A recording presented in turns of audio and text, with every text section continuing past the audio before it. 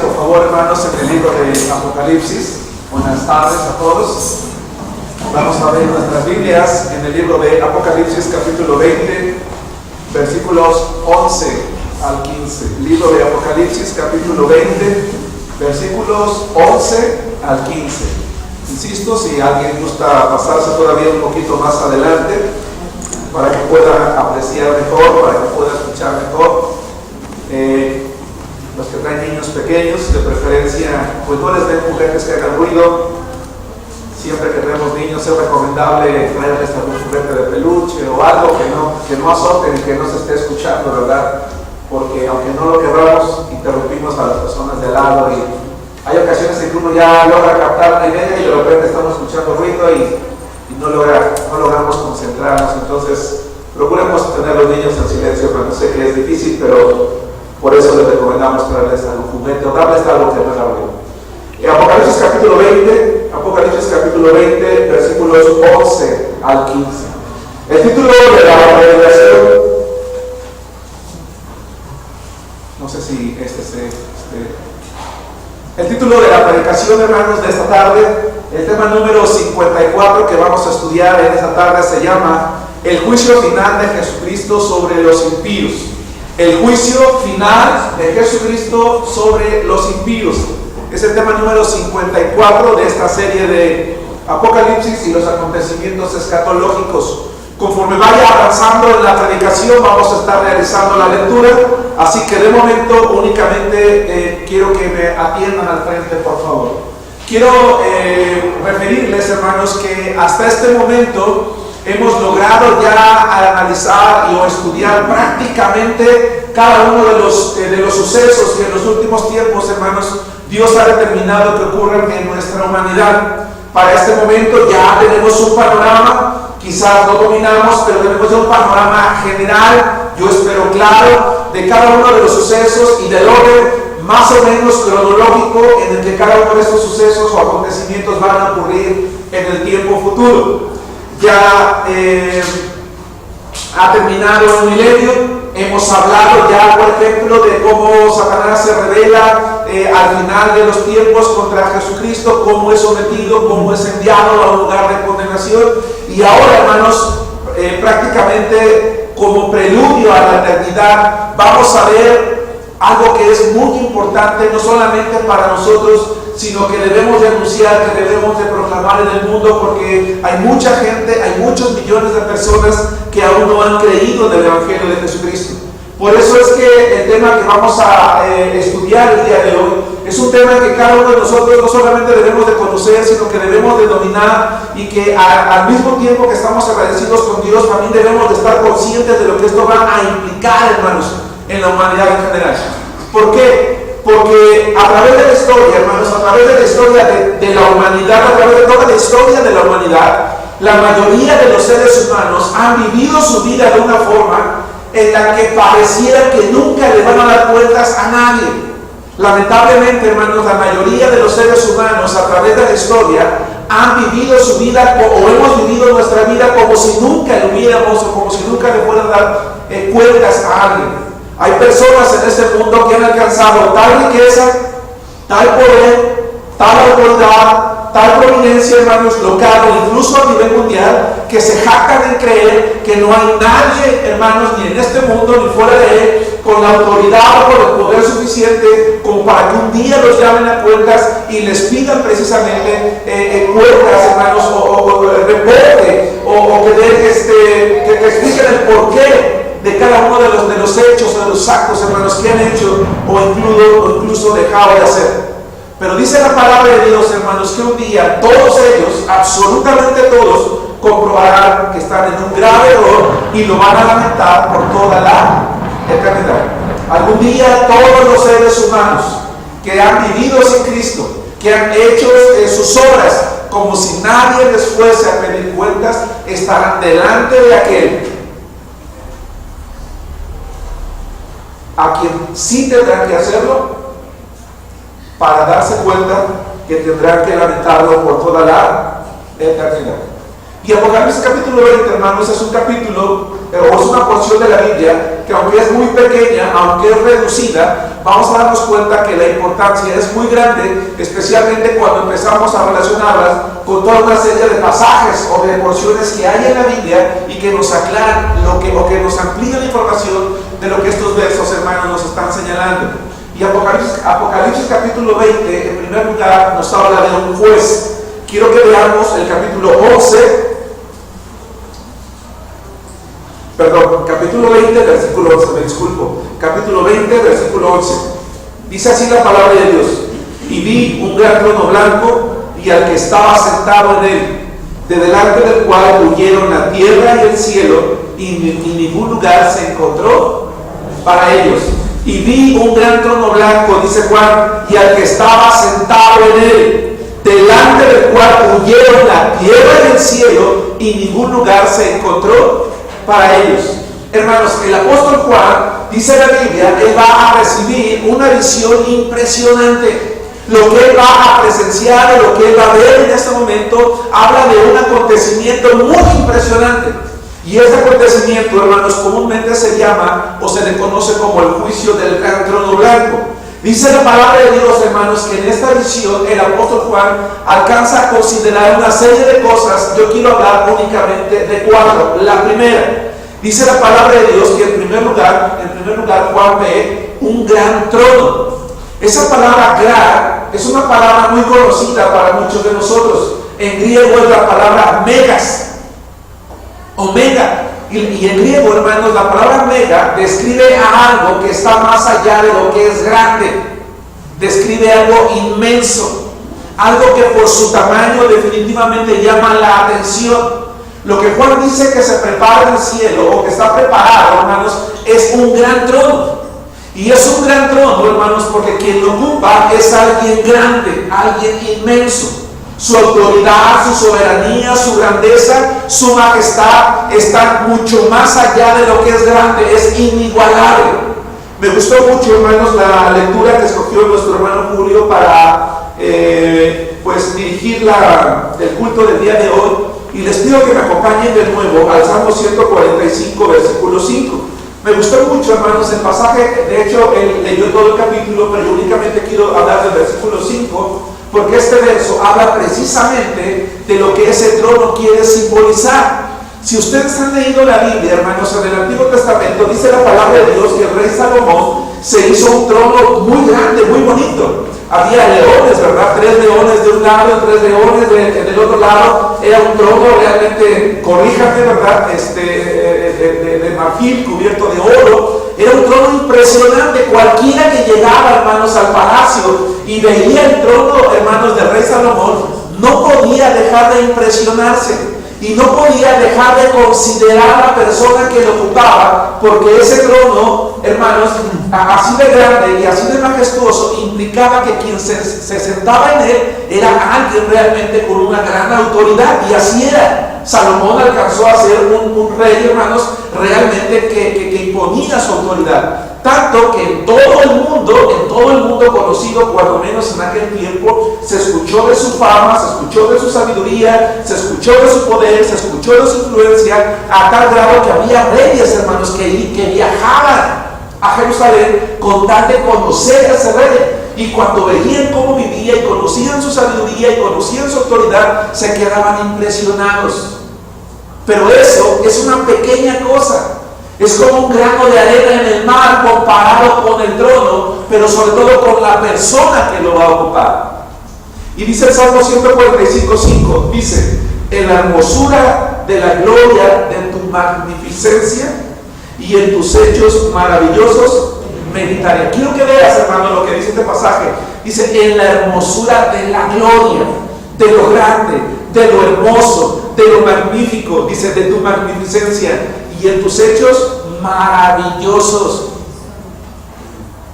Entonces lo que Juan ve, en primer lugar, hermanos, es un trono grande, porque grande es quien lo va a ocupar. En segundo lugar, dice Juan que el trono que ve es un trono blanco. ¿Por qué? Porque el blanco es símbolo, hermanos, de santidad, de pureza. Y es que el que lo va a ocupar no es un rey humano, No es cualquier rey, es el Rey de Reyes. Es Dios, es Jesucristo. Es Jesucristo, hermanos, no en quien hay santidad, sino quien es santo. ¿Sí me explico? Porque yo puedo decir que en una persona hay santidad, pero no tiene santidad plena ni por supuesto absoluta. Pero Jesucristo, el Rey de Reyes, ocupa un trono blanco porque Él es justo, es santo en toda la plenitud de la palabra, y en virtud de eso Él puede ocupar ese trono inmenso de acuerdo a su inmensidad, pero sobre todo es un trono blanco porque quien allí se sienta va a ejecutar un juicio con absoluta justicia. Esto es muy importante, hermanos. Él va a ejecutar un juicio con absoluta justicia. Ninguna persona que acuda ante ese trono va a poder decir que el juicio o la sentencia que va a escuchar era inadecuada o va a apelar a ella, porque quien la ejecuta lo hace con absoluta justicia, porque no hay ninguna maldad en él. Por eso es que la tercera cosa que va a adecuar y que está ya implícita en lo que acabo de mencionar es al ocupante. Y si ustedes se dan cuenta, de acuerdo a la costumbre hebrea, de no siempre hacer referencia a Dios y en este caso a Jesucristo, el apóstol Juan dice que únicamente ve al que está sentado en el trono, pero que nosotros, de acuerdo a la Biblia, sabemos con certeza que es Jesucristo. ¿Cómo lo sabemos?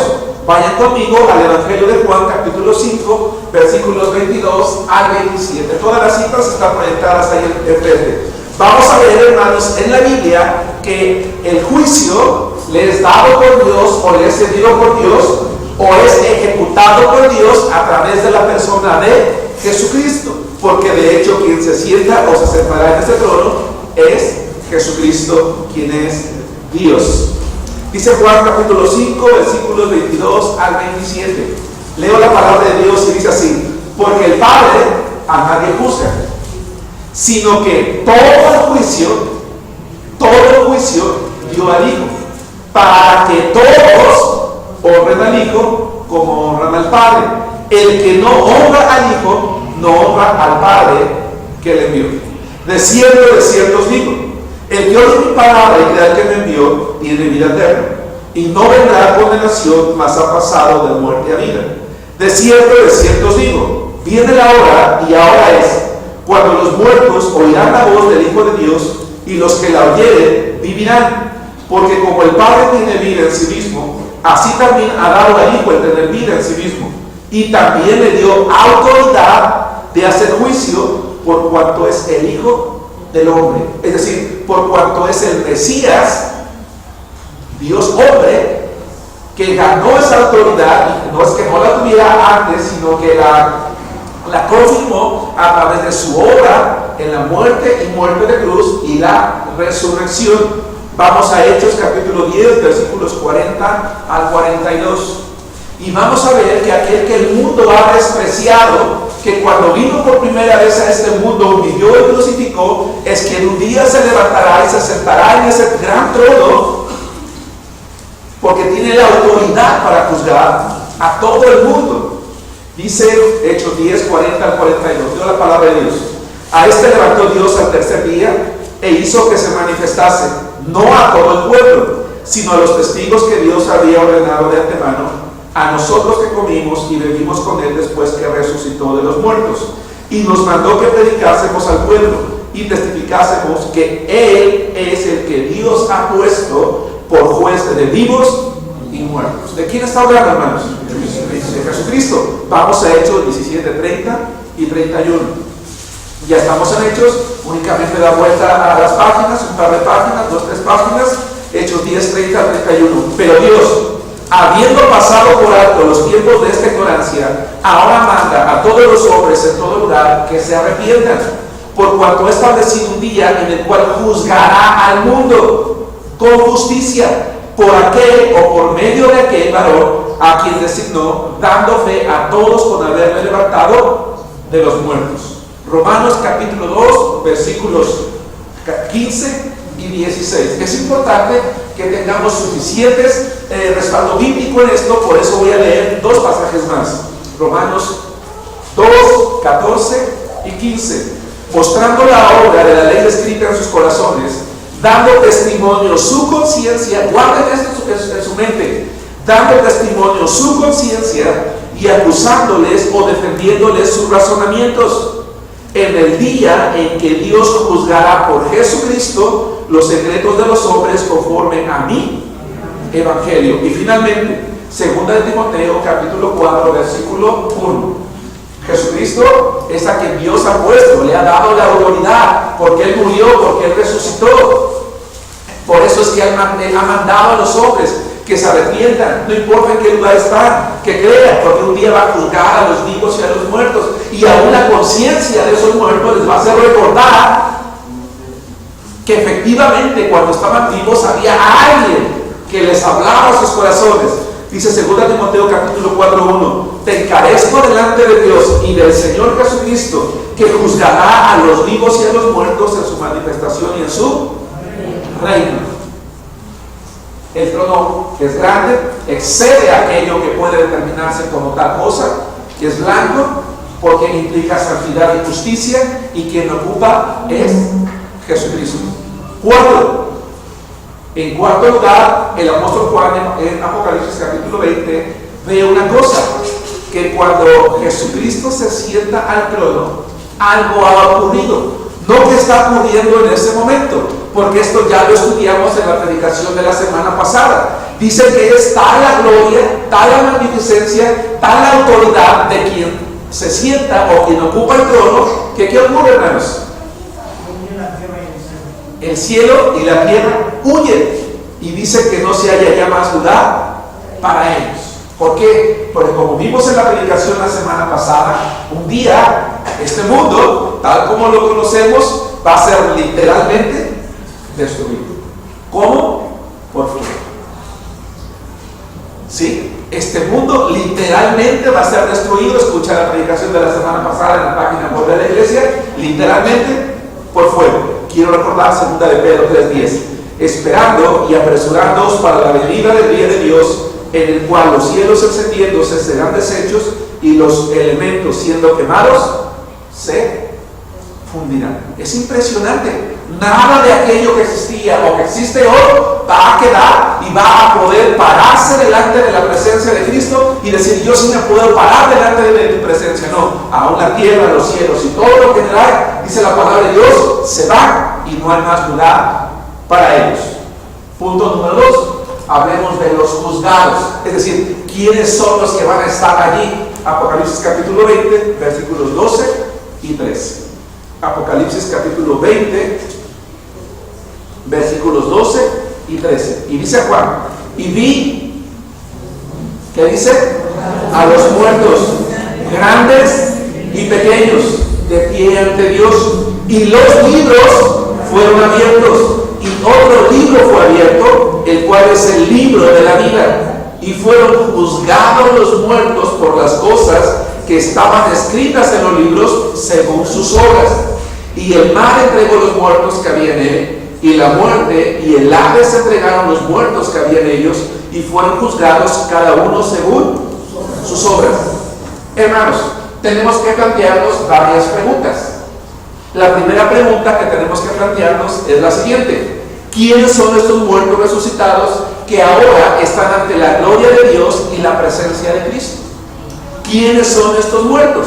Son todos aquellos que no tuvieron parte en la primera resurrección, porque la palabra de Dios habla de una primera resurrección y dice, bienaventurados aquellos que tienen parte en la primera resurrección, porque la segunda muerte no tiene facultad o no tiene autoridad sobre ellos. Es decir, que quienes fueron parte de la primera son bendecidos, son bienaventurados, pero quienes tienen parte en una segunda, hay algo implícito, hay un ay en ellos.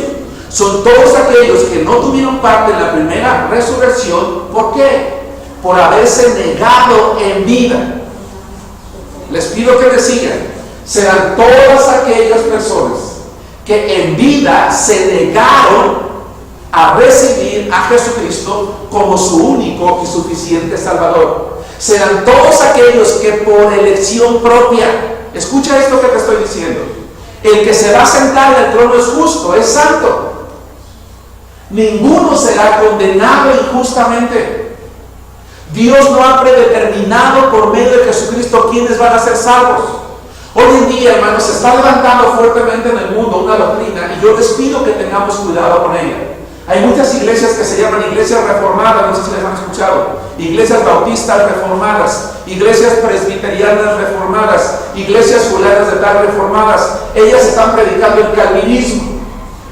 Aquellos hermanos que les gusta mucho leer la Biblia o que les gusta leer libros, tengan cuidado con los comentarios bíblicos que leen. Por eso siempre como pastor yo les digo, yo no te puedo prohibir lo que vas a ver, lo que vas a leer, porque aparte ni estoy contigo a tu lado. Pero sí te puedo decir como pastor que tienes que tener mucho cuidado, porque estas iglesias que están predicando, ¿verdad?, el calvinismo dice que Dios ya predeterminó de antemano, para la redundancia, quiénes van a ser salvos y quiénes no.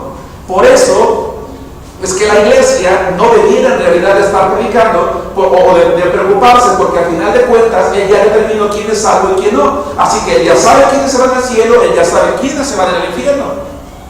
¿Sí me explico? Eso no es cierto. La Biblia nunca enseña eso.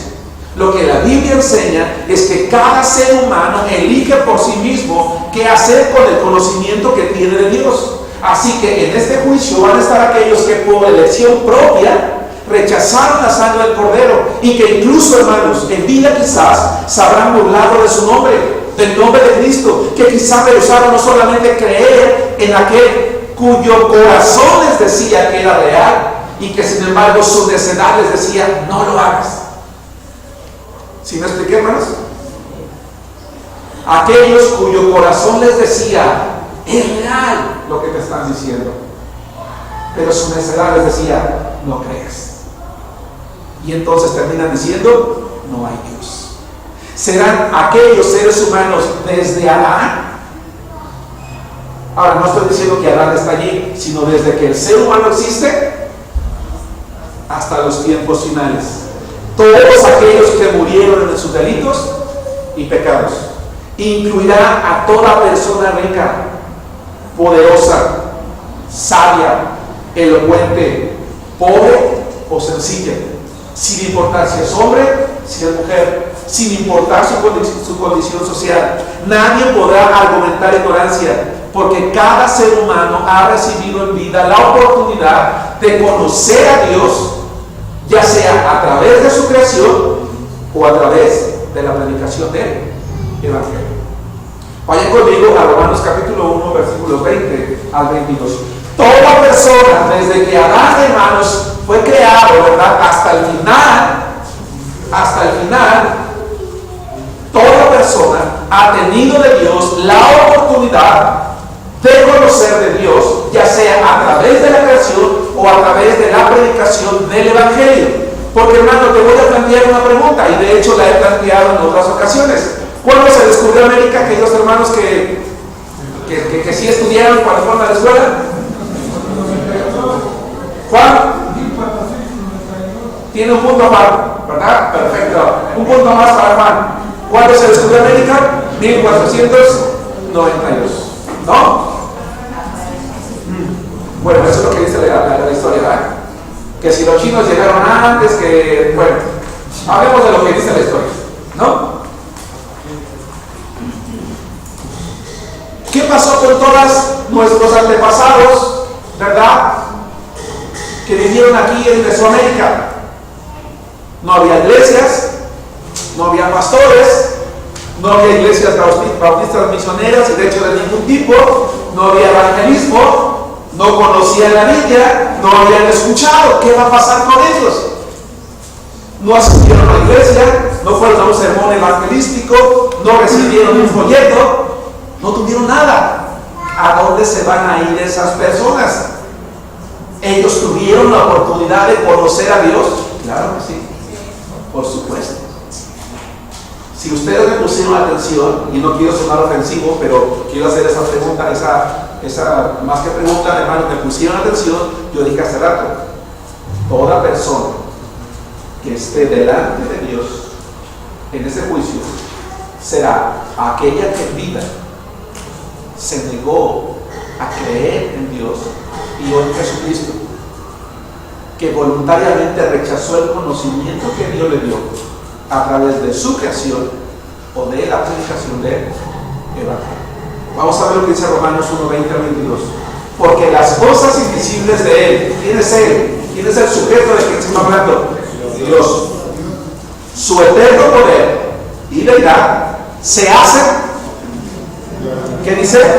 Claramente visibles desde la creación del mundo. Me regreso. Porque las cosas invisibles de Él, su eterno poder y deidad, se hacen claramente visibles desde la creación del mundo, siendo entendidas por medio de las cosas hechas, de modo que no tienen excusa. Hermanos, nuestros antepasados adoraban al sol, adoraban a la luna, adoraban la lluvia, adoraban el viento, adoraban a la madre tierra, adoraban todo lo que se les ocurría. ¿Por ignorancia? No, por necedad. Porque dice la palabra de Dios, si ustedes continúan leyendo, y ahorita voy a leer el 21 al 22, dice la palabra de Dios que el ser humano, inteligente como es capaz de comprender este sol que me está dando calor, esta tierra que me está dando alimento, esta lluvia que me está refrescando, este viento que me permite, que me da vida, este frío, este calor, ¿verdad? Estas estrellas que yo alcanzo a ver en el horizonte y que de momento quizás no sé cuál es su tamaño, porque en aquellos tiempos no había instrumentos para poder verlo. Decían, es que tiene que haber un creador. Alguien hizo todo esto. Y entonces adorar. ¿Saben ustedes que los historiadores, hermanos, dicen que al investigar en las culturas, hermanos de Mesoamérica, hubo quienes adoraban únicamente a un Dios? Qué interesante. Hubo culturas que adoraban únicamente a un Dios, al Dios de todo eso. Sabían que alguien, no conocían su nombre, no sabían con precisión porque quizás no estaba la revelación de la palabra, pero sabían que había un creador y a ese lo adoraban. ¿Sí me explicó? Es lo que dice Pablo. Vean el versículo 21. Pues habiendo conocido a Dios, a ver, espérame, quiero regresarme. ¿Lo conocieron a dónde? ¿Dónde estaba? ¿Quién les habló de ellos? ¿Quién les dijo su nombre? ¿Quién testificó al mundo? La creación. Porque la palabra de Dios dice en el libro de los Salmos que un día emite palabra a otro día. El mundo, la creación de Dios, hermanos, nos habla a través de su funcionamiento, a través del orden que tiene, a través de considerarnos a nosotros mismos y darnos cuenta que no somos productos ni de la casualidad, ni de la evolución, ni de la explosión, ni de nada en particular como eso. ¿Sí me explico? Y en ese sentido es que se puede también conocer a Dios. Dice la Biblia, pues habiendo conocido a Dios, no le glorificaron como a Dios, ni le dieron gracias, sino que se envanecieron en sus razonamientos y su necio corazón fue entenebrecido. Profesando ser sabios, se hicieron necios. Y si ustedes continúan la lectura, no lo hagan ahorita, sino en sus casas, ¿qué terminaron haciendo? Terminaron adorando a las criaturas antes que al Creador. Y por eso es que vemos, hermanos, que hoy en día la gente se sigue yendo. Hermanos, uno diría, es que la gente de aquel tiempo era ignorante. ¿Y cómo es la gente de hoy? Vayan ustedes, hermanos, el 21 de marzo a la pirámide del Sol, allí en Teotihuacán, y la gente está ahí cantando, no está danzando, está levantando las manos, y levanta las manos para que la energía entre, y se están achicharrando allí, pero ellos sienten que les están dando energía, ¿verdad? Y se sienten ya recargadas, ya reforzadas. Hermanos, qué triste es ver a la gente todavía sumida en su ignorancia. ¿No es cierto? Dice la palabra de Dios que aquellos muertos serán los ocupantes del infierno. Porque acuérdense que el mundo ya no existe, ya todos están muertos. Aquellos muertos serán los ocupantes del infierno, de donde serán sacados temporalmente para ser juzgados. Ninguno faltará. Aunque haya muerto en el lugar más recóndito y escondido de la tierra, aun cuando haya sido tragado por el mar, todos un día estarán delante de la presencia observemos algo. Para un mayor entendimiento, hermanos, el apóstol Juan hace una personificación de la muerte, del Hades y del mal. O del mal, de la muerte y el Hades. ¿Qué es una personificación? Personificación, hermanos, es una figura literaria que significa asignarle a algo inanimado características humanas. ¿Sí? Por ejemplo, yo decía hace rato, el salmista personifica, dice, un día emite voz a otro día. Bueno, un día, el día y la noche no hablan, pero cuando tú emites voz, alguien escucha. Eso es personificar. ¿Sí? Ahora, ¿por qué está personificando, hermanos, a la muerte y al Hades? Porque lo que está diciendo es que tanto el mal como la muerte y el Hades es como si ellos tuvieran algo en sus manos, ¿verdad? Y entonces Dios les da la orden de entregarlo. Y entonces el mal entrega a sus muertos, la muerte entrega a sus muertos, el Hades entrega a sus muertos. Eso ocurre porque Dios lo ordena. Porque Él es el soberano, Él es el juez. ¿Por qué se nombran esos tres lugares entonces? El mar, la muerte y el Hades.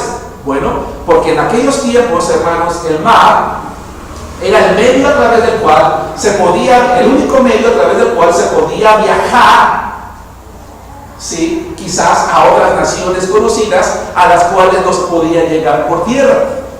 O bien, era el medio a través del cual se viajaba para quizás acortar camino, porque hacerlo por tierra quizás implicaba hacer un recorrido más largo y el viaje por mar era más directo. Y eventualmente, hermanos, el mar embravecido habría tragado a muchas embarcaciones. Históricamente, escucha esto, hermano, que te voy a decir, en la historia se consideraba muy indigno no darle sepultura a una persona. Y entonces había la preocupación, es que se murieron en el mar, se los tragaron. Pobres, jamás los van a encontrar, no se les pudo dar sepultura, eran dignos de conmiseración, eran miserables por no haber podido ocupar un lugar, ese honor. Bueno, dice la Biblia, un día van a ser levantados también. ¿Por qué se nombra la muerte? La muerte no existe, no es un ángel, la muerte es un suceso, es un acontecimiento. Así que cuando dices que se te subió el muerto, pues alguien más se te subió, pero el muerto no fue, ¿verdad? O la muerte tampoco. La muerte no existe, la muerte es un acontecimiento que ocurre a todas las personas, y la muerte es un suceso que ocurre porque somos pecadores. El ser humano muere porque es pecador. Dice la palabra de Dios, la paga del pecado es muerte. Por eso cuando Dios estaba en el huerto del Edén, le dijo al hombre y a la mujer, más bien le dijo al hombre, y él se lo tuvo que decir a la mujer, el día que de él comieres, ciertamente morirás. Una separación física y después espiritual. En la Biblia, cuando se habla de la muerte, cuando se está personificando a la muerte, se habla de la tumba, de aquel lugar que recibe los restos de las personas que se mueren. Entonces la orden es, aquellos que murieron en el mar, y entiéndase simbólicamente en cualquier lugar recóndito, en el que tú creas que el cuerpo no se va a recuperar, y se entregará a sus muertos. La muerte, la tumba, va a entregar a sus muertos, es decir, los muertos sin Cristo van a resucitar para ir al juicio final. Y el Hades, porque la muerte tiene, o la tumba tiene el cuerpo, pero el Hades tiene el espíritu, tiene el alma. ¿Sí nos damos cuenta? Es interesante. ¿Qué parte de ti le interesa a Cristo salvar? El alma. Todo. Tu alma y tu cuerpo. La salvación, hermanos, no incluye nada más nuestra alma, también nuestro cuerpo. ¿Por qué? Porque cuando yo muero en Cristo, mi espíritu va delante de la presencia de Dios y mi cuerpo a la tumba. Pero en la resurrección, Él va a levantar del polvo de la tierra mi cuerpo para unirlo a mi espíritu y así estar por la eternidad con Dios. La diferencia es que el que muere en Cristo despierta, o más bien es levantado con un cuerpo glorificado, transformado, sin relación con el pecado, con la enfermedad. Pero el muerto sin Cristo, su cuerpo va a ser levantado del sepulcro con putrefacción.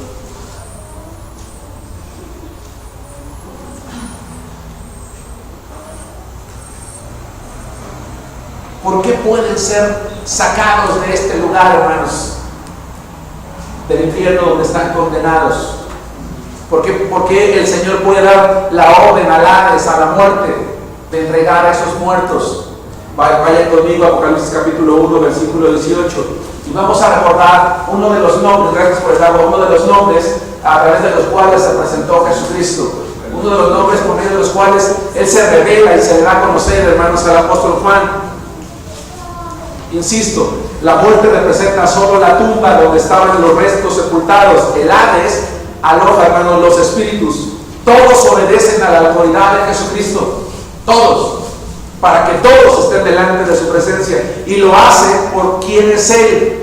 Dice Apocalipsis 1:18. Y el que vivo, dice Jesucristo, yo soy el que vivo y estuve muerto. Mas he aquí que vivo por los siglos de los siglos. Amén. Y tengo las llaves de la muerte y del Hades. Hermanos, cuando una persona con Cristo o sin Cristo mueren, no andan vagando. Es mentira, hermanos. Los muertos no andan vagando. El único que tiene las llaves de la muerte es Jesucristo. Un hombre muere para ir al cielo o muere para ir al infierno, de donde no puede salir. De ese lugar de condenación saldrán una vez para ir al juicio final o al juicio del gran trono blanco. Entonces, la razón, hermanos, por la que todos los impíos a través de la historia humana van a ser resucitados con cuerpos no glorificados y aún con las marcas y consecuencias del pecado es porque serán juzgados. Ahora uno se preguntaría, bueno, ¿qué implica eso de ser juzgados? Bueno, déjenme decirles, hermanos, que el término griego que el apóstol Juan utiliza es un término muy interesante y muy diferente al que usa cuando habla de los creyentes, porque los creyentes también vamos a ser juzgados. Y en la predicación número 30, hermanos, yo comentaba que la Biblia, cuando habla de tribunal o habla de juicio, utiliza dos palabras griegas. La primera es bema. Nosotros vamos a ir ante el tribunal, ante el bema de Cristo. Y yo decía en aquel entonces que el bema de Cristo no es un tribunal de juicio, sino es el estrado de un juez que ha sido colocado para valorar el rendimiento de un atleta, para que con base en eso le dé una corona, le dé un premio. Así que Jesucristo, hermanos, ante quien un día estaremos tú y yo como creyentes, Él está mirando tu vida y la mía, cómo se está desempeñando, cómo estamos avanzando en la carrera cristiana, para que un día cuando estemos delante de su presencia, Él nos juzgue para recompensas. Pero hay una segunda palabra, hay un segundo término griego. El término eklitesan, que proviene del verbo krino, describe un tribunal de justicia en el que se lleva a cabo un juicio para determinar la inocencia o culpabilidad de una persona y entonces dictarle una sentencia. Es un tribunal completamente distinto y diferente, de tal manera que, insisto, ningún creyente estará allí. Y la razón de que no estaremos allí la dijo Jesucristo.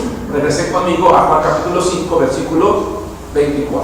Por eso es que yo quiero hacer una invitación, hermanos, en esta tarde, o amigos que nos acompañan. Y la invitación es muy sencilla, es muy simple, pero es la invitación más importante que tú vas a escuchar en tu vida. Escucha esto.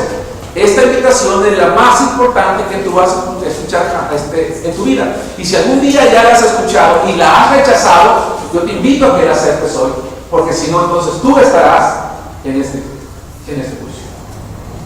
Y la invitación es muy sencilla.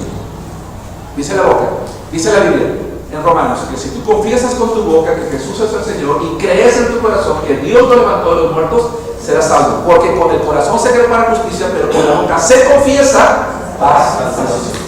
Porque si no, en caso contrario, dice Juan capítulo 5, versículo 24, más bien dice el Señor Jesucristo, de cierto os digo, el que oye mi palabra y crea el que me envió, tiene vida eterna. ¿Sí te das cuenta?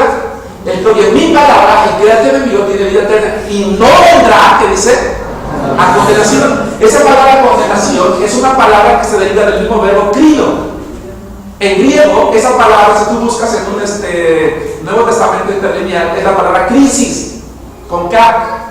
Y crisis es un sustantivo que proviene del verbo crino, que describe el mismo lugar. Dice Jesús: si tú escuchas mi palabra y crees en mí, tú tienes vida eterna. Porque si no crees en mí, tú vas a ir a un tribunal. Si nos damos cuenta, de cierto os digo, el que oye mi palabra y cree que me envió tiene vida eterna y no vendrá condenación, mas ha pasado, ha sido movido de muerte a vida. Hermanos, tenemos que alabar al Señor por esto, porque nosotros no iremos a ese lugar de condenación. Somos salvos, redimidos, hermanos, por la sangre de Cristo. ¿Qué es entonces lo que le he revelado, hermanos, al apóstol Juan y que él escribe en Apocalipsis 20? Que 2 libros fueron abiertos. Jesús llega, se sienta y 2 libros, o por lo menos 2 libros van a ser abiertos. 1, el libro de la vida, y 2, el libro de las acciones de los seres humanos. En Apocalipsis, hermanos, por lo menos 6 veces se habla del libro de la vida. En Apocalipsis, por lo menos 6 veces se habla del libro de la vida.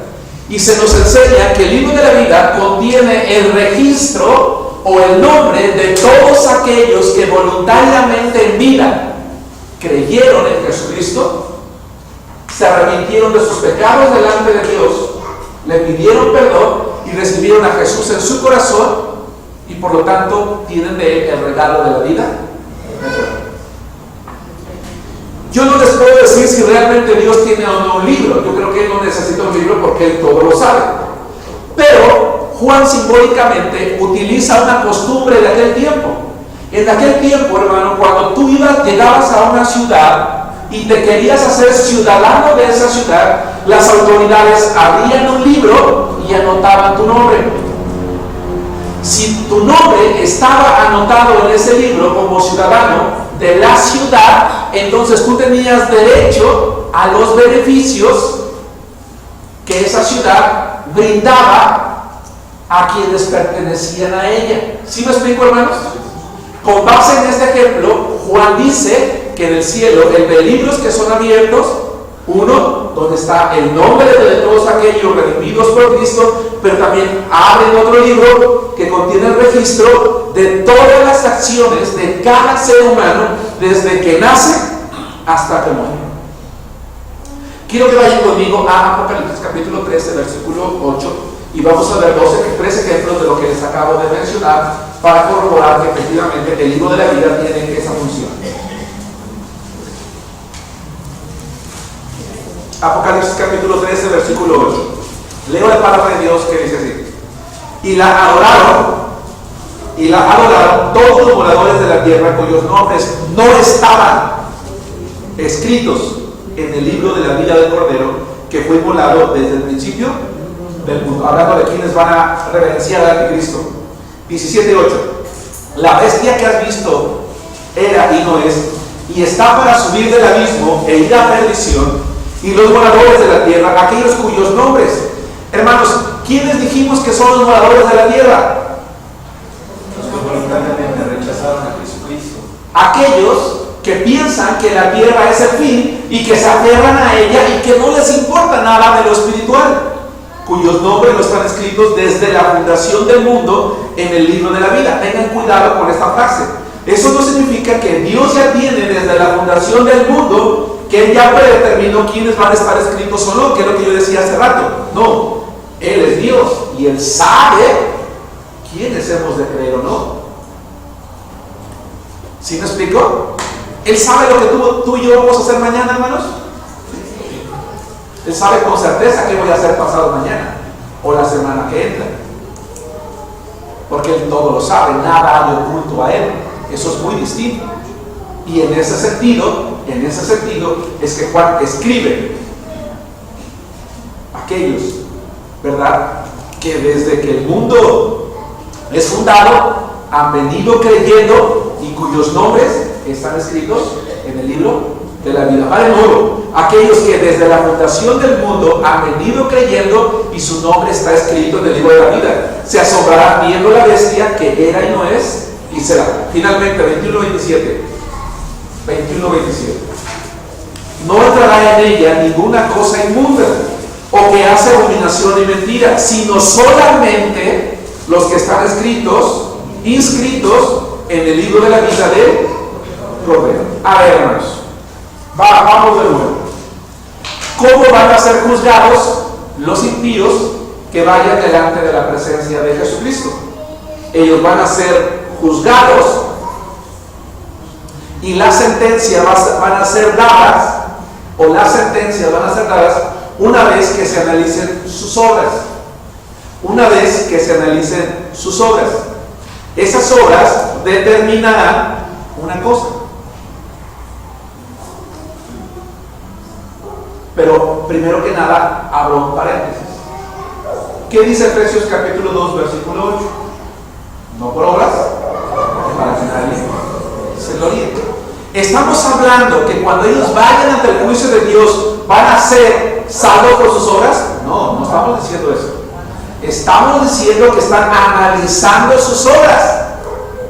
Que cada uno va a tener la oportunidad delante del Dios justo de que sus obras sean evidenciadas para darse cuenta únicamente que todo lo que hizo en la vida únicamente era para aumentar su ego, su riqueza, su poder o su belleza y no para honrar a Dios.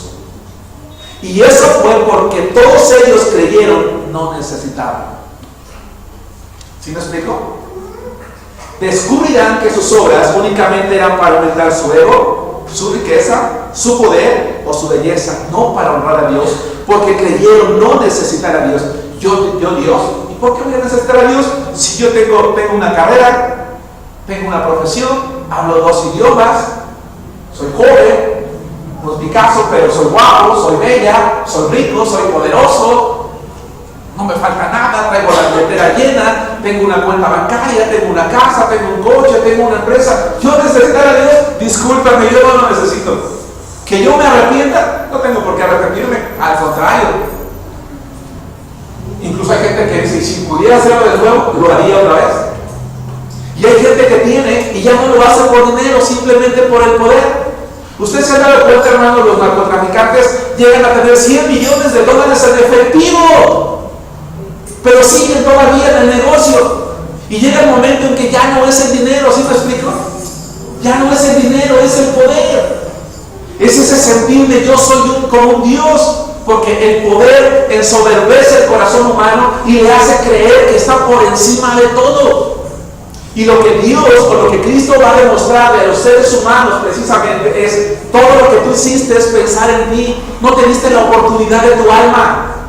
¿Han leído el Evangelio de Lucas? Aquel dijo que dice: he cosechado mucho, he ganado mucho, voy a hacer más grandes mis graneros, voy a sentarme a comer y a disfrutar. Dice Jesucristo necio, porque esta noche vienen a pedirle tu alma y lo que tienes.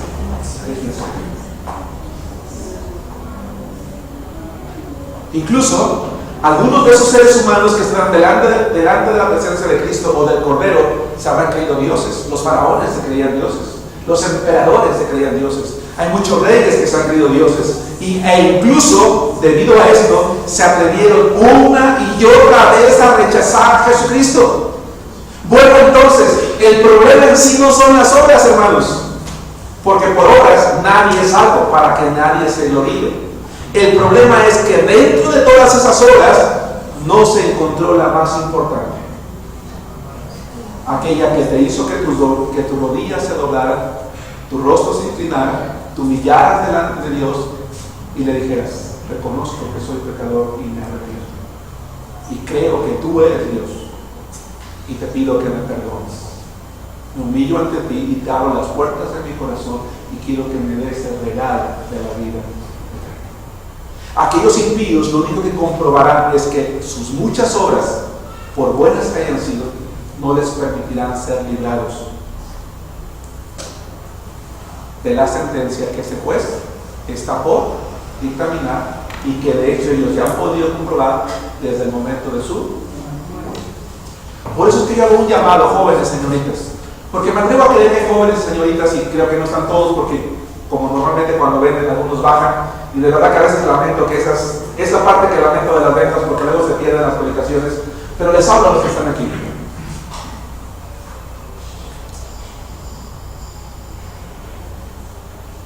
El mundo en el que vivimos tiene muchas cosas bellas y atrayentes, y muchas de ellas no son malas, y en ese sentido entonces quizás un día puedas disfrutar de ellas.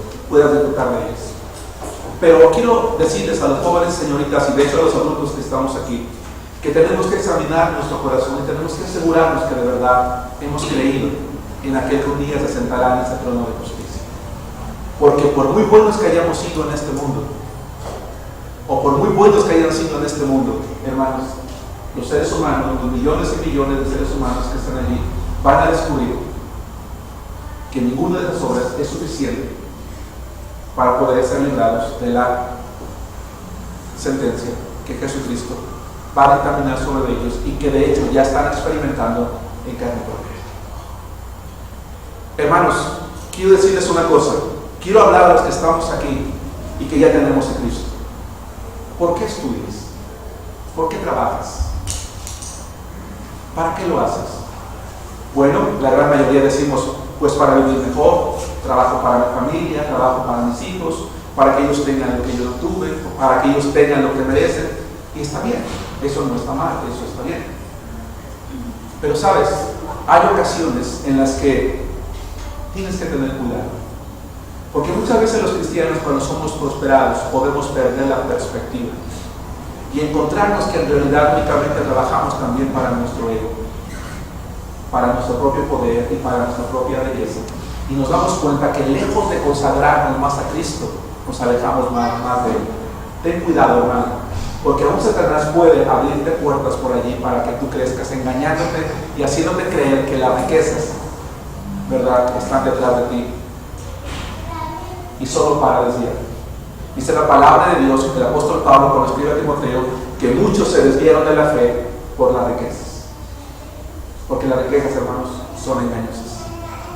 Y cuando tienes dinero para mejor ropa, para mejor comida, para un mejor coche, para una mejor casa, para estar viajando y para estar saliendo, sin que te des cuenta, eso te va apartando de Dios.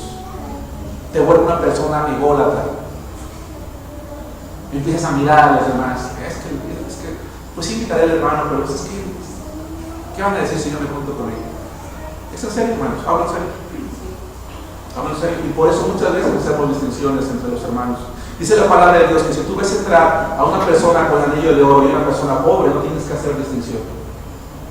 Yo quiero felicitar a los hermanos que fuimos ayer, hermanos, al día de evangelismo, y les confieso que tenía yo un temor infundado. Qué bueno que fue infundado. Estuvimos orando. Me dio mucho gusto que todos los que fuimos ayer a predicar a la calle nos acercamos con las personas indigentes, ¿verdad? Eran personas sucias que no olían bien, que estaban muchas de ellas tomadas, y me dio gusto ver jóvenes señoritas acercarnos, amarnos, abrazar, porque eso es lo que se tiene que hacer. ¿De qué sirve la comida? ¿De qué sirve el pan? Eso se les acabó en un momento y la ropa se les va a acabar dentro de poco, pero el amor que ellos recibieron, eso se va a quedar en sus corazones. Pero muchas veces, hermanos, podemos dejarnos engañar por los bienes de este mundo. Tengamos cuidado. Pero regreso, porque estamos hablando de aquellos impíos que están ante la presencia del Señor, de aquellos poderosos, de aquellos reyes que se burlaban y que dijeron, a mí Dios no tiene por qué pedirme nada, y que incluso dice el Salmo 73 que parsean su lengua sobre el cielo, que maldicen a Dios. Un día estarán ante la presencia del Rey de Reyes, del Señor de Señores, de Dios, para darse cuenta que ante su gloria y su majestad ellos no son nada. Porque dice la Biblia que desnudos hemos venido a este mundo y sin duda nada nos hemos de llevar. Así que, joven, señorita, nada te vas a llevar. Entrégale tu vida a Cristo. No hay más ganancia que esa. Porque la sentencia que viene es muy seria, es muy fuerte, es muy grave. Apocalipsis 20, versículos 14 y 15. Leo la palabra de Dios que dice así: y la muerte y el Hades fueron lanzados al lago de fuego. Esta es la muerte segunda. Y el que no se halló inscrito en el libro de la vida fue lanzado al lago de fuego. Una vez, hermanos, que el juicio de cada ser humano, una vez que el juicio de cada ser humano haya terminado, la sentencia va a incluir lo siguiente: 1, a la muerte. Y siguiendo la misma idea o la misma consistencia, el apóstol Juan, que ha personificado a la muerte, dice que ella es lanzada al lago de fuego. Lo que está indicando simple y sencillamente es: el mundo ya no existe, los redimidos por Cristo estamos con Él en su gloria, los impíos también todos están muertos, están delante de la presencia de Cristo. La muerte ya no puede hacer algo sobre nadie más, porque ya no hay alguien más que pueda morir, y por lo tanto es un suceso que deja de existir, no sucederá más. Ahora bien, ya desde el Antiguo Testamento, hermanos, Dios ha venido anunciando precisamente esto. Quiero que vayan conmigo al libro de Isaías, capítulo 25, versículo 8. Si gustan, pónganse un poco de pie para que descansen de las sillas. No es muy tarde, apenas es la 1, pero pónganse de pie. Isaías. Y quiero que meditemos en esto, hermano. Hoy es un buen día para meditar en esto, y nada mejor que poder hacerlo. Quiero que tú y yo leamos una serie de pasajes en los cuales nos habla del poder de Dios.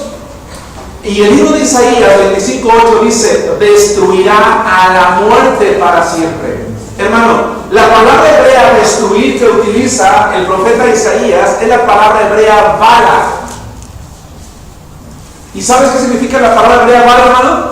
Significa tragar, significa engullir, significa consumir y significa eliminar.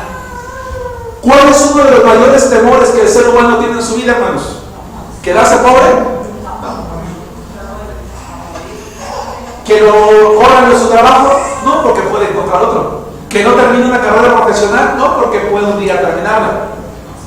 Y aunque hay muchas cosas que podemos perder y que en cierta forma nos da miedo, un matrimonio, unos hijos, etc., en realidad, hermanos, está comprobado a través de la historia que el mayor temor que el ser humano tiene en su corazón es la muerte.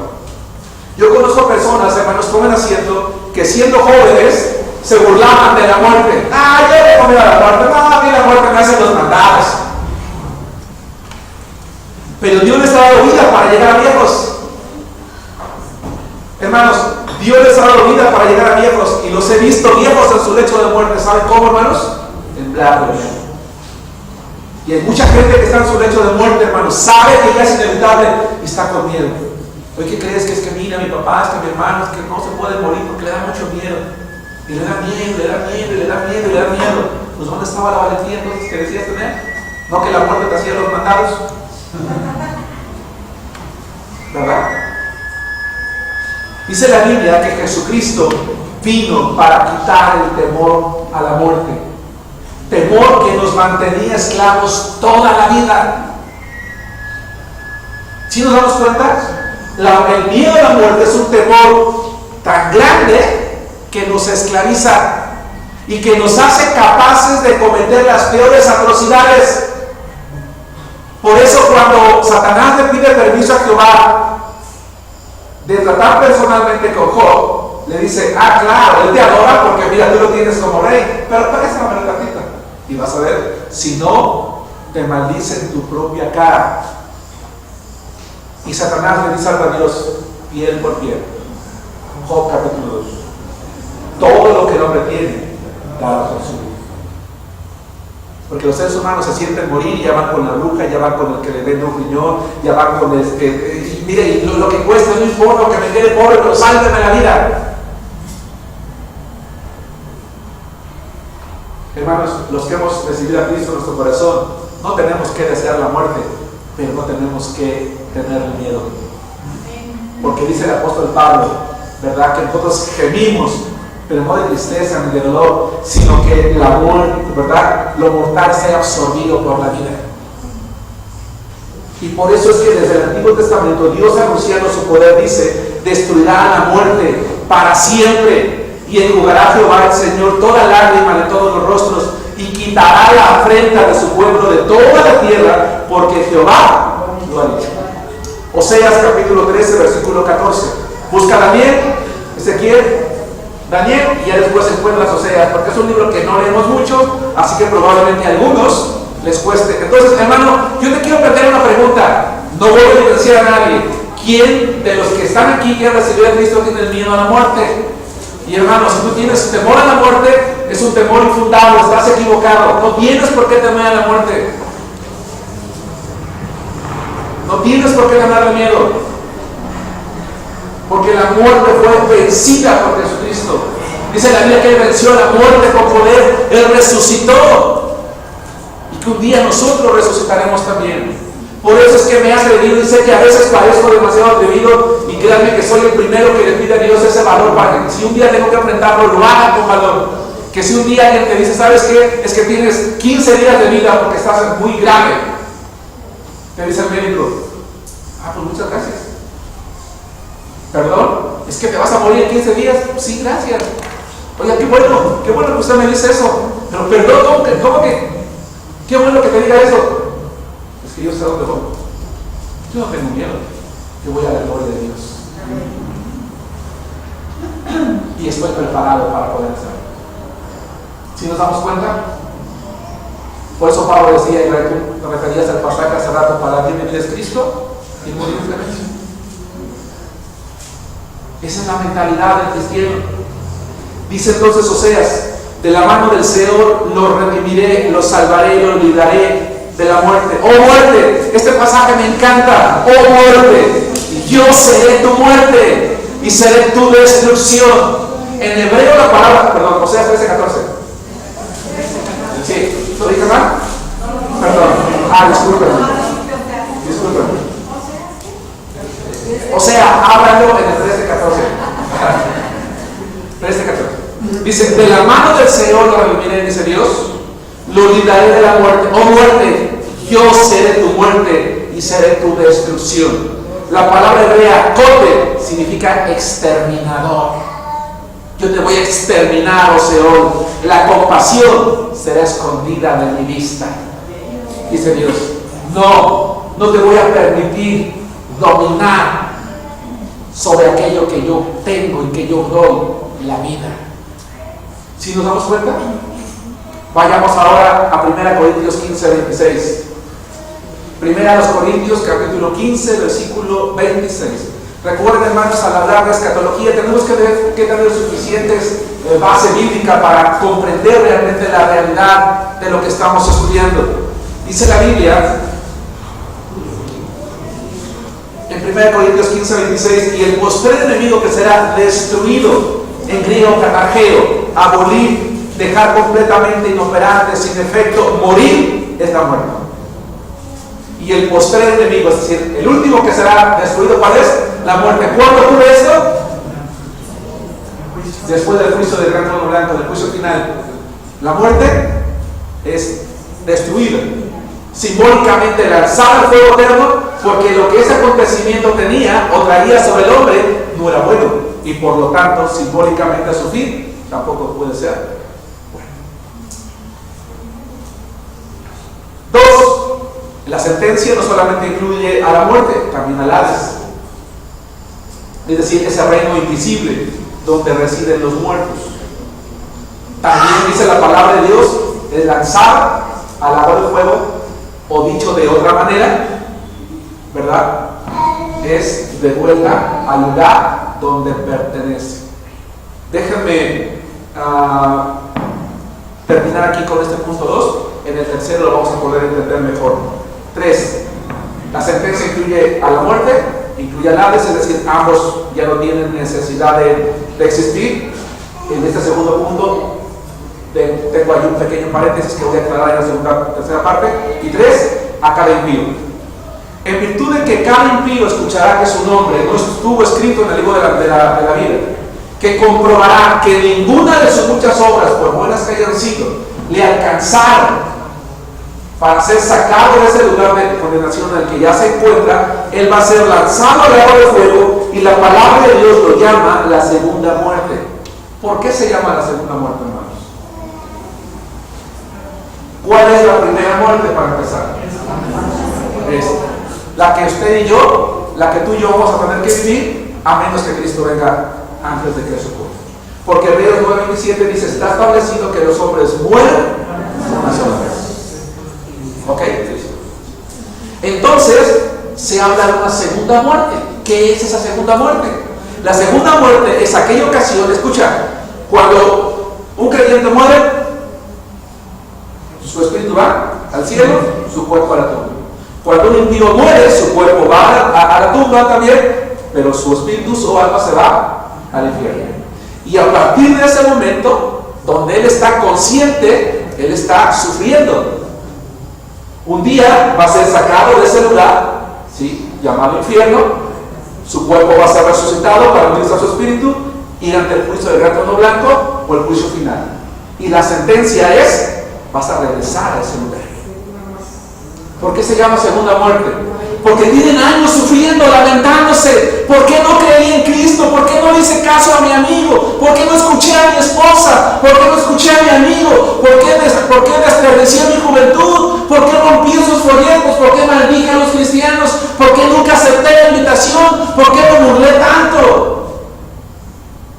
Y entonces cuando sean sacados de ese lugar y están ante la presencia gloriosa, inmensa, poderosa de Jesucristo, dirán, un momento de frescor, por fin esto ha terminado, solo para escuchar, ese es el lugar al que eternamente vas a volver.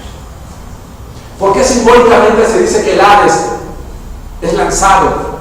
Porque del lago de fuego no saldrán jamás.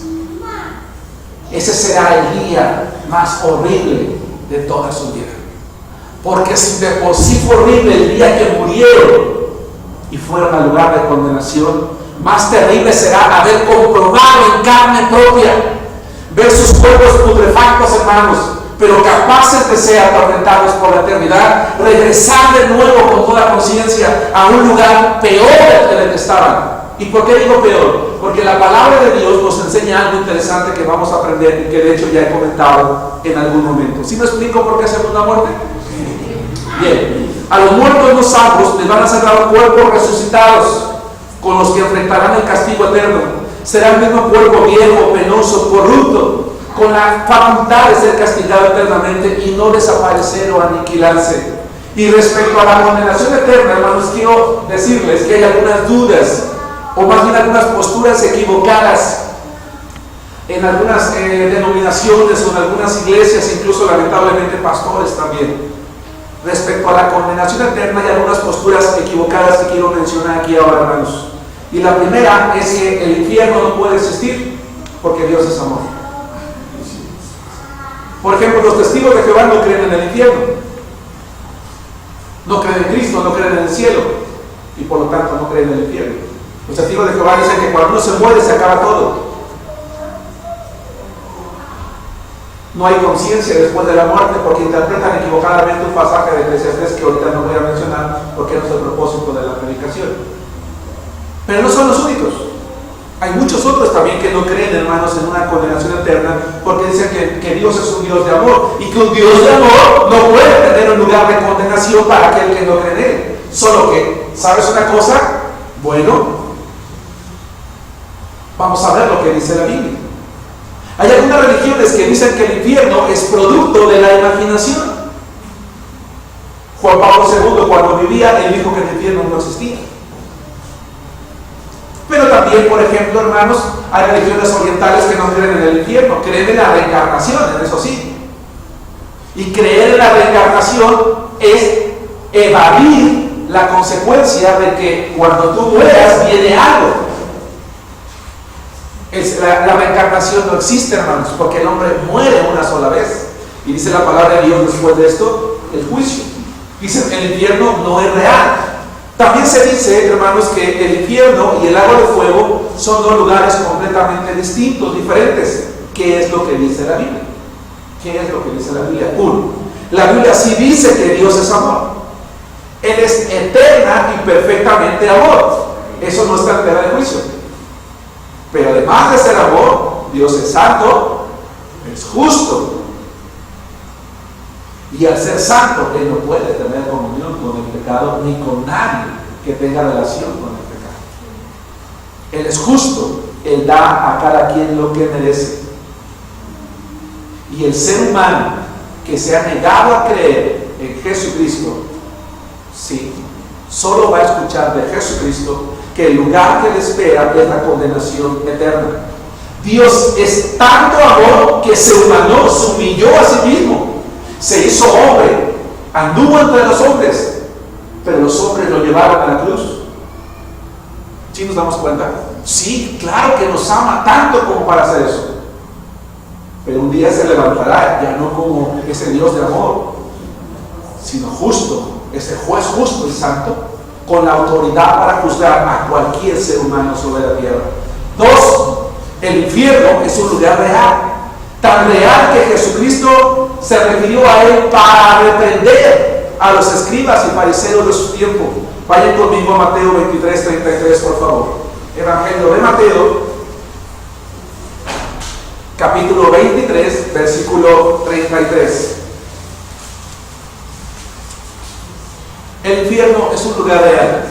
Por eso Jesucristo reprendió a los escribas y fariseos diciéndoles así, hermanos: serpientes, generación de víboras, ¿cómo escaparéis de la condenación del infierno? Esa palabra infierno, hermanos, es un sustantivo femenino, geena o geena.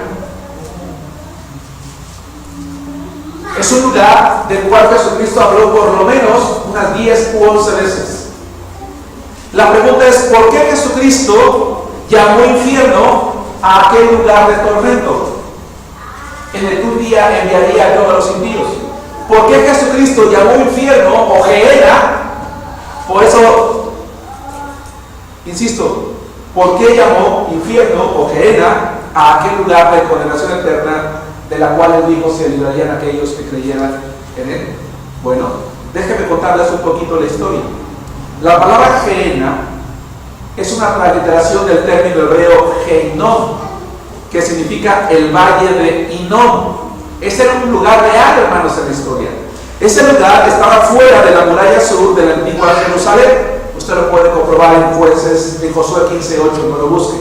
El nombre significa Valle de los hijos de Hinnom o Valle de los hijos de la lamentación. ¿Por qué se llamaba así, hermanos? Porque en la antigüedad el dios Moloch, un dios que estaba así con los brazos extendidos, con cara de animal, ¿verdad? Con cara de buey, se prendía fuego. Hay quien dice que en su pecho, hay quien dice que al extender las manos se construía una especie de semivasija, se le encendía fuego, y la manera, ustedes lo saben, de adorar a este dios era, si ustedes querían, o si el pueblo quería fertilidad, tomaban a sus bebés primogénitos y vivos los arrojaban a ese dios, a esa imagen. Y mientras arrojaban a los bebés vivos allí, hermanos, los bebés gritaban, era algo pavoroso. Los sacerdotes, hermanos, de Moloch tocaban los tambores, ¿verdad?, con frenesí para callar el llanto de los bebés. Y por eso se llamó el Valle de los hijos de Hinnom, el Valle de la Lamentación, donde se escuchaba el llanto de esos bebés, ¿sí?, que eran ofrecidos en sacrificio a ese dios Moloch.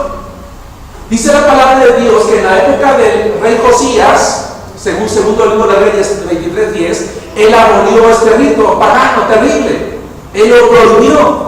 Y a partir de entonces, escucha esto, a partir de entonces se volvió o se convirtió en un lugar abominable.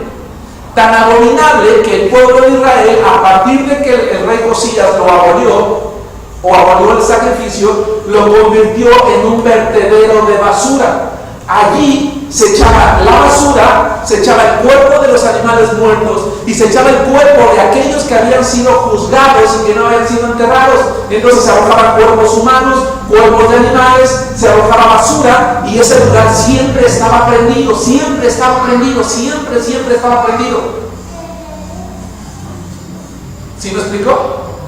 Y Jesucristo, acostumbrado a dar enseñanzas espirituales, tomando como ejemplo cosas reales, por ejemplo las parábolas, la parábola del sembrador, la parábola del trigo y la cizaña, la parábola de X, de más de sus 30, 40 parábolas que él dio, él dice: así como ustedes tienen un lugar abominable donde echan todo lo corrupto, todo lo que se ha corrompido, todo lo que, aquello putrefacto y se está encendiendo, dice, así hay un lugar a donde sus almas van a ser un día arrojadas también.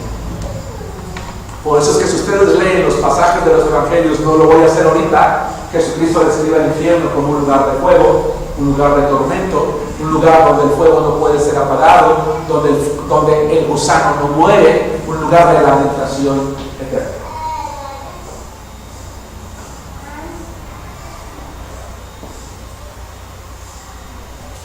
Dijo Jesucristo en cierta ocasión, Marcos 9, y si tu pie te fuera ocasión de caer corto, mejor te es entrar a la vida cojo que teniendo los pies ser echados al infierno, al lago, al fuego que no puede ser apagado. 9:35. 3.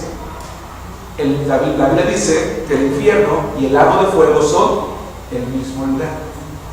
El infierno y el lago de fuego son el mismo lugar. Hasta como les dije, es lanzado al lago de fuego, la muerte, y después dije, el Hades, es decir, el que tiene las armas, ¿se acuerdan?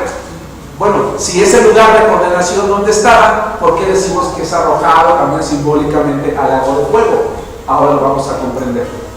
Vale la pena resaltar, hermanos, que la mayoría de veces que se habla de un lugar de condenación eterna se usa la palabra infierno. ¿Estamos de acuerdo? Pero no es sino hasta el apóstol Juan, cuando le he revelado los últimos acontecimientos, que él no usa la palabra infierno, sino la palabra lago de fuego. La pregunta es ¿por qué? Porque se le llama infierno a ese lugar mientras las almas están allí en condenación y salen para ir a la presencia de Jesucristo y ser juzgados.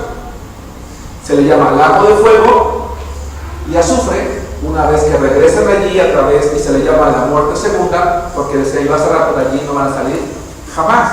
Y porque además, después del juicio, ese fuego va a ser mucho más intenso. Por eso se le llama que arde con azufre. En alguna ocasión yo les he dicho, si ustedes prenden lumbre y le arrojan azufre, su llama es más fuerte, alcanza temperaturas más altas. Entonces, es el mismo lugar, distinguido por dos nombres, quizás porque el primero sale una vez para ir a ser juzgado, pero el segundo jamás, y por eso se le llama la segunda muerte.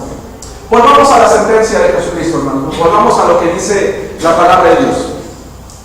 ¿Qué es esa sentencia, hermanos? Es el cumplimiento de lo que el profeta Daniel escribió. Vayan conmigo, casi estoy por terminar. Daniel capítulo 12, versículo 2. Daniel capítulo 12, versículo 2.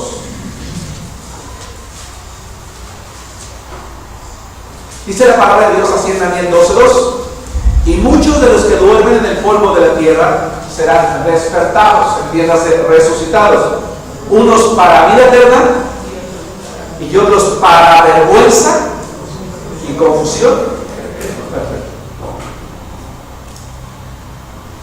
Hermanos, existen teólogos o estudiosos de la Biblia que dicen que en el infierno va a haber diferentes grados de tormento, que según las obras que cada uno haya tenido o haya realizado en vida, va a ser más o menos atormentado, o menos o más atormentados.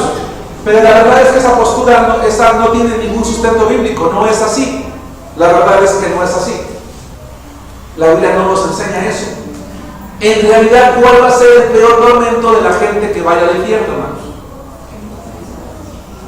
Están privados de la gloria de Dios. Terminemos con 2 Tesalonicenses capítulo 1, versículo 6 al 9. ¿Por qué el ser privados de la presencia de Cristo será el peor tormento, hermanos? Porque no estarán en gloria eterna, no estarán en cuerpos resucitados, glorificados, no tendrán gozo, paz, alegría, felicidad por toda la eternidad, que es lo que implica estar en la presencia de Jesucristo. ¿Sí me explico? Casi termino. 2 Tesalonicenses 1, del 6 al 9. Dice la palabra de Dios: porque es justo delante de Dios pagar con tribulación a los que os atribulan, y a vosotros que sois atribulados, daros reposo con nosotros, cuando se manifieste el Señor Jesús desde el cielo con los ángeles de su poder, en llama de fuego, para dar retribución a los que no conocieron a Dios, ni obedecen al Evangelio de nuestro Señor Jesucristo, los cuales sufrirán pena de eterna perdición, excluidos de la presencia del Señor y de la gloria de su poder. Algún día, hermano, te han invitado a algún lugar y dijiste, no, yo no voy. Y cuando regresaron, no, hombre, es que estuvo bien padre, y vimos esto, y fuimos allá, hicimos aquí, comimos esto, y bla, bla, bla. Y dices, ay, no me digas, híjole, ¿cómo no fui? ¿No les ha pasado? Sí, híjole, ¿cómo no fui? ¿Cómo no? Y luego sufres, oye, cuando no, ya ni me digas, porque cada que me dices, no, hasta coraje me da. No, hasta coraje me da, porque ¿cómo me lo pude haber perdido? Y dices, pero bueno, ya habrá otra oportunidad. Bueno, aquí, a la ya de por sí, hermanos, morada eterna de los impíos, que es de condenación en el infierno, debemos de agregar una cosa, que los impíos no solamente estarán eternamente atormentados, sino eternamente acompañados por el diablo, por el anticristo, por el falso profeta y por sus demonios, por toda la eternidad. Conclusión. La palabra de Dios dice aquí hoy es día de salvación. Amén. Mientras tengamos vida, hermanos, tenemos oportunidad de recibir al Señor. Cuando esta se termine, ya. Hermanos, somos responsables de predicar el Evangelio de Jesucristo a las personas. Porque Dios no quiere que las personas vayan a este lugar. Y nos ha dado la tarea, hermanos, a nosotros de anunciar precisamente el reino de los cielos. Que Dios bendiga. ¿Hay alguna pregunta?